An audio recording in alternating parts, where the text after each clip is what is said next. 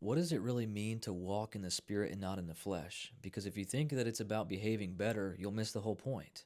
It's not about behavior, it's about belief. One path leads to striving and burnout, the other leads to rest and peace. And the difference between those changes everything.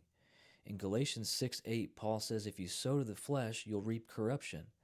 That's not a threat, it's a principle. When you live from your own strength, trying to be good enough, holy enough, righteous enough, disciplined enough, you're planting seeds of exhaustion. And the harvest of self-effort is always burnout, guilt, shame, condemnation, feeling not good enough, fill in the blank. But to sow to the Spirit means to trust what the Spirit has already done in you through the finished work of Jesus. It's letting the Spirit produce fruit instead of you trying to make fruit happen. Then in Romans 8:13, Paul says, if you live according to the flesh, you'll die. That's not eternal death. That's the death of peace and joy and intimacy.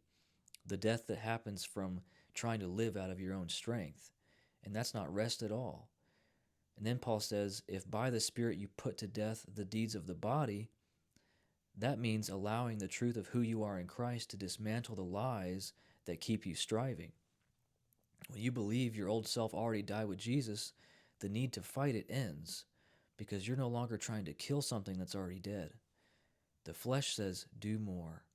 The Spirit says, it's done. The flesh tries to achieve. The Spirit invites you to receive. Every day you're sowing. Either you're sowing into striving or into rest. But when you live from rest, the Spirit brings life to every area that used to feel dead.